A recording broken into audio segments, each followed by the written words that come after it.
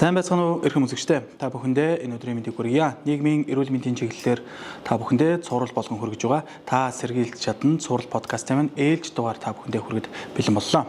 За өнөөдрийн бид бүхний та бүхэндээ хүргэх сэдэв бол халдвар тус өвчнөөс урьдчилан сэргийлэх гэдэг сэдвээр ярилцуулна. За манай өнөөдрийн студид зочноор нийгмийн эрүүл мэндийн үндэсний төвийн халдвар тус өвчнөөс урьдчилан сэргийлэх асуудал хариуцсан мэрэгчлэн Инх Наран хүрэлцэн ирсэн байна. За юуны өмнө урилгын маань хүлээн авч хүрэлцэн ирсэнд баярлалаа. За бид хоёрын ярилцах өнөөдрийн сэдэв бол халдвар тус өвчнөөс урьдчилан сэргийлэх гэдэг сэдвээр ярилцсан. Тэгэхээр эхний асуулт бол ер нь халдвар тус өвчин гэж юу вэ? Тэ халдвар тус өвчин гэдэг чинь хоёр том ойлголт байгаа даа тэ. Ялгаа нь юу юм? За халдварт бус өвчин гэдэг нь болохоор одоо хүнээс хүнд халдахгүй. За халдварлахгүй өвчин гэсэн үг одоо нян вирусээр халдварлагддаг. Гэтэ энэ маань одоо тийм аюулгүй гэсэн үг бол биш. Юу гэсэн үг вэ гэхээр одоо гинт ирдэггүй, аажмаар одоо ирдэг. Тэгээд ер нь бол голцоо хүний одоо амьдралын хэв маяг, эрүүл зөв хооллолт, дасгал хөдөлгөөн, хор зуршлаас татгалзах зэрэг одоо юунуудаас үүднэ.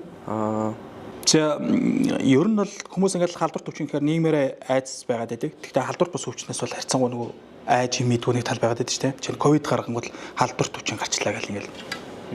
Хоёулаа мэдээж аюултай, хүлийн аюултай өвчин байгаа тийм. Тэгвэл ер нь одоо манай улсад энэ халдварт бус өвчлөлийн зонхилдог өвчлүүд нь юу байдаг юм бэ? За ер нь бол халдварт бус өвчинд маш олон өвчнүүд орж байгаа. За Монголын хувьд болохоор одоо зохирон тохиолдолт нь болохоор зүрх судасны өвчин, чихрийн шижин, хор тавдар, амьсгалын замын өвчлөлүүд зэрэг орж байгаа. За бүр цаашлаад сэтгцийн эрүүл мэндийн өвчлөлч халдварт бус өвчөнд орно.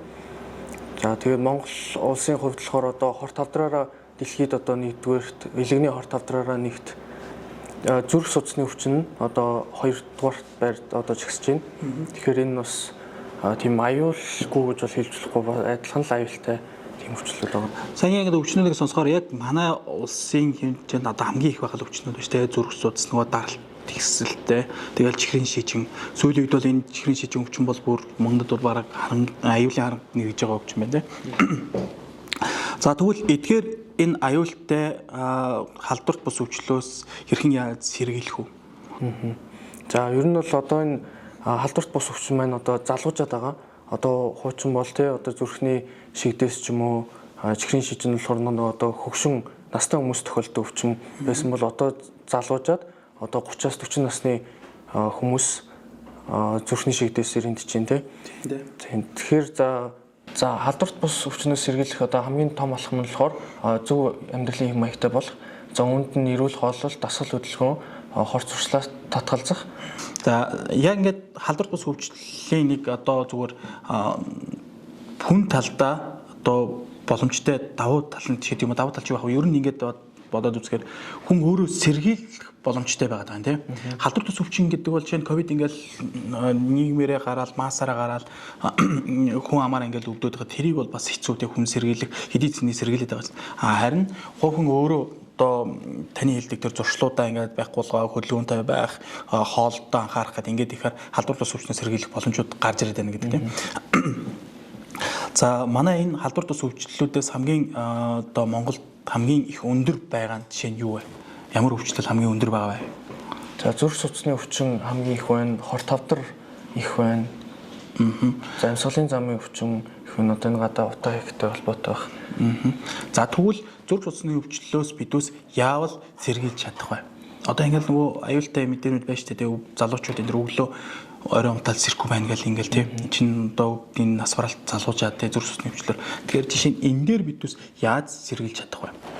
За зүрх судасны өвчний хувьд болохоор за нэгт одоо зүрхний үйл ажиллагаа хөдөлгөөн тийм за хөдөлгөөний дутагдaltaй байна. За тэгээд хүмүүс одоо залуучууд маань хөдөлгөөнөө нэмнэ гэл гинт гүйдэг тийм гинт мотивац ороод 2-3 хоног гүйгээл тэгэл болол хамгийн гол нь тууштай байх.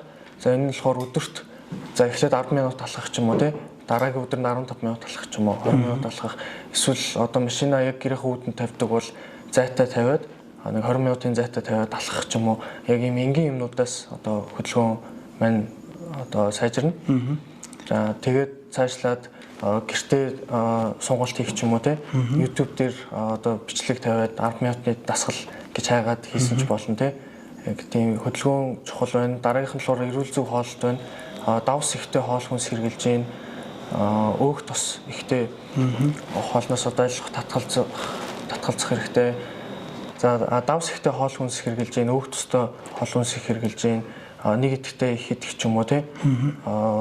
Өдөрт одоо юм идэхгүй байж байгаад гинт идэх ч юм уу хэмжээгээр идэх. Одоо эдгээр нь одоо нөлөөлж байна. Залуу хүмүүс энэ халдвар бус зөвчлөлийг нэг тоодгүй тий. Халдвар төвчин дээр бол мэдээж ач холбогдож байгаа. Ханаа төрөхөр бид ус им явуудаг. За эн чинь бол халдвар төвчин тий. За тэгээд зүгээр миний одоо юм чинь бэлгийн замын халдвар төвчин гэхэр чинь бас нөгөө халдвар төвчин тий. Тэгэхээр энэ дээр ингээл ач холбог өгөөд байдаг болохоос шиг халдвар бус өвчлөл дээр бол нэг тоохгүй ингээд яваад байдаг тий. Эсвэл ингээд оройтож мэддэг ч гэдэг юм уу тий. Хавдар бол халдвар бус өвчлөл тий. Тэн дээр ингээл байдаг. Тэгэхээр ер нь халдвар бус өвчнөөс урьдчилан сэргийлэхтэр эрт мэдэх тэрээс урьдчилан сэргийлэхтэр яг одоо эрт илрүүлэг ингээд явж байгаа тийм тэрэн дээр өөр нэмэлт ингээд зөвлөгөө өгөх юм бол хүн биеэ ер нь чагнах жахан зүг. Одоо миний асуух гэдэг зүйл нь ер нь халдвар бус өвчнөө яаж мэдэх вэ тийм би өвчлсөн үү гэдэг нь. За ер нь бол халдварт бус өвчин одоо халдварт өвчин шиг одоо ингээд зовиртой шинж тэмдэг илэрх нь шууд биш. Одоо нэлээд олон жилийн одоо буруу амьдралын хэв маягаас үүдэлтэй одоо 10 20 жилийн дараа гарч ирэх ч юм уу тийм болохоор яг хүмүүс одоо тэр бүрчлэн одоо нөгөө анхаарал тавиад одоо байдаггүй. Тэгээ бие чагнах бол бас яг хэцүү. Тэгээд ер нь бол зөвхөн одоо ийм эрсдэл байгаа бол эрсдэлтэй бол одоо жишээ нь илүүдэл жинтэй бол даралт ихсэлттэй бол энийг хянах эсвэл өрчсөн сэргийлэх ямар арга хэмжээ авч болох вэ? Тэрэн дээр анхаарах хэрэгтэй. Манай подкастуудаар ингээд хүмүүс гол одоо мэдмээр байгаа зүйл халдвар төвчнийг бол бид ус ярилцсан юм тий. За тэгэхээр мэдмээр байгаа зүйл юу вэ гэхээр энэ нөгөө нэг эрт илрүүлэг явж байгаа тий. Энд ингээд залуучууд маань хамрагдахгүй байгаад байна. Тэгэхээр нөгөө өвчлөө мэдэхгүй байна. Эрт илрүүлэг ер нь хэр үр дүнтэй юм бэ? За эрт илрүүлэг бол одоо энэ эрсдэлтэй байгаа юугүй юу гэдгийг мэднэ гэстэй. Тэгэхээр яг өөрөөгөө эрсдэлтэй байна уугүй юу гэдгийг мэдээд одоо жил бүр нэг эрт илрүүлэгт ороод одоо ямар одоо өвчин тусах эрсдэл ямар халдварт бус өвчин одоо тусах эрсдэлтэй байна гэдгээ бас мэдэх нэг боломжтой.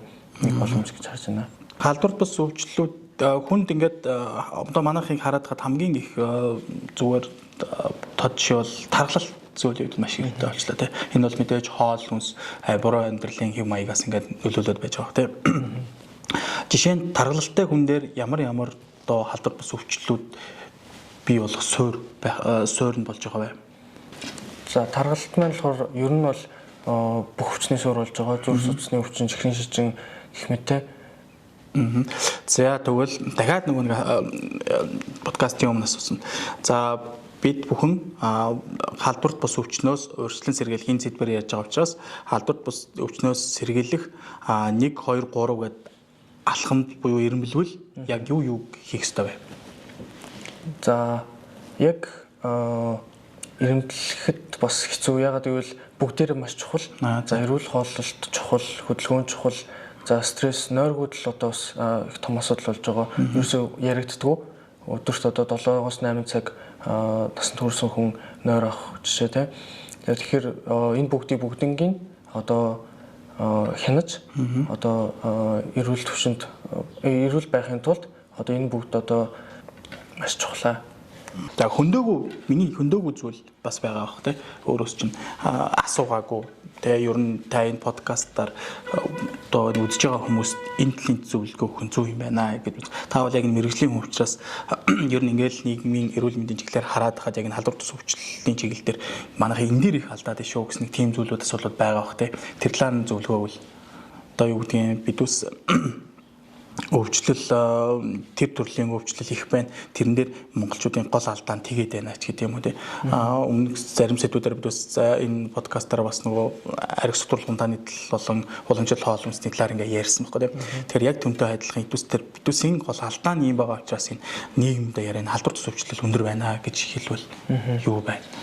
За ер нь бол хүмүүс одоо яг энэ эрүүл мэндэ өөрөө хэрхэн эрүүл байх уу гэдэг тал дээр нэгт одоо мэдлэг дутуу байна. Мэдээлэл дутуу. За тэрнийхээ талаар одоо яаж эрүүл байх уу? Тэгээ ямар дасгал хөдөлгөөн хийх үү? Юу идвэл зөв үү гэдгийг одоо бас өөрсдөө судалж одоо мэдэх нь бас чухал байна. Дээрээс нь болохоор арх тамхины хэрэглээ маш өндөр байна. Ялангуяа залуучууд дунд тэгээд энэ одоо 10-20 жилийн дараа ямар нэгэн халдвар тус өвчин болж гарч ирдэг тийм. Тэгэхээр хүмүүс өөрсдөө мэдлэгтэй байгаад өөрийгөө одоо өөртөө анхаарах маш чухал хэрэгтэй байна. Бид үс хөдөлгөөний дутагдлаас ангижрах хэрэгтэй гэж үзэл ингээд 20 30 40 жил хүртэл маш их таргалтай болол тийм хөдөлгөөний дутагдлаа байж байгаа. Тэгэл нэг өдөр зүрхэн өвдөө ч юм уу би нүвдөд ирэхээр маргааш өдөр нэрчимтэйгээр нөгөө фитнес яваал тийм. Тэгээд идэг ер нь хөдөлгөөний дутагдал гэдэг зүйлээс энгийнээр сэргийлж чадах ямар арга байх вэ? За хамгийн энгийн арга нь бол алхах байгаа. За алхах бол одоо өдөрт 10,000 алхалт хий гэж одоо зөвлөд байгаа тийм. Гэхдээ ер нь бол 6-аас 8,000 алхахад одоо эерэг одоо үр дүнгууд гарч эхэлдэг. Хамгийн гол нь тууштай байх, тогтмол одоо алхах тийм өдөр болгон алхах тэр л хамгийн чухал. За би бол одоо яг ингээл ухаалаг цагууд гарч өдөрт хэд алхаж байгаа ингээл хэмжээл ингээд байна. Өдөрт би нэг 2,000 алхах юм л та тийм. Ер нь нэг баг байна гэдгээ мэдээл. Тэгээ ер нь алхая л гэж бодод байгаа. За бидний эхний ярилцах сэдв бол халдвар тус өвчнөөс үргэлжлэн сэргийлэх нь байсан. Тэгээд бидний бас урилгыг хүлээж аваад хүрэлцэн ирээд энэ чиглэлийн мэдээлэл өгсөнд маш их баярлалаа. За тэгээд подкастын төгсгөлд бас энэ ер нь одоо ингээд сошиал хөгжсөн YouTube сувгууд, Facebook гэдэг энэ олон сувгуудаас бид үс энэ халдвар тус өвчлөлийн талаар мэдээлэл авах боломж байгаа тийм. Гэхдээ таны хувьд мэргэжлийн хүний хувьд ер нь хамгийн хурдан хугацаанд хамгийн одоо сайн бодит мэдээллийг авах ер нь ямар сувгууд байдаг вэ? Энэ халдвар тус өвчлөлийн талаар түүнээс сэргийлэх талаар. За мэдээж Дэлхийн эрүүл мэндийн байгууллагын вебсайт байгаа, эрүүл мэндийн яамны вебсайт байгаа, нийгмийн эрүүл мэндийн үндэсний төвийн вебсайт байгаа, Facebook хуудас. Тэгээ тэр мэдээллүүдийг авч болно. За дээрэс нь одоо энэ AI хөгжөөд одоо ChatGPT ч юм уу тэрнээс одоо яг өөрөө асуумаар байгаа юм. Би одоо ийм дасгал хөдөлгөөнийг ингээд сайжруулах гэвэл яаж болох вэ? Тэгээд энэ одоо хамгийн одоо найдвартай их сурвалжаас мэдээлэл авъя ч юм уу яг тэгж бичээд одоо тийм мэдээлэлүүд авах боломжтой болов гэж байна. Зэ баярлалаа. За өнөөдрийн сэдвээр би та бүхэндээ халдвар тус өвчлөлөөс сэргийлэх сэдвээр подкаст хүргэлээ. Манай студид халдвар тус өвчнөөс өргөсөн сэргийлэх асуудал хариуцсан мэргэжилтэн инх нар хүрэлцэн ирлээ. Бидний урилгыг хүлээж авч хүрэлцэн ирсэнд баярлалаа. Таны ажилд амжилт хүсье. За баярлалаа.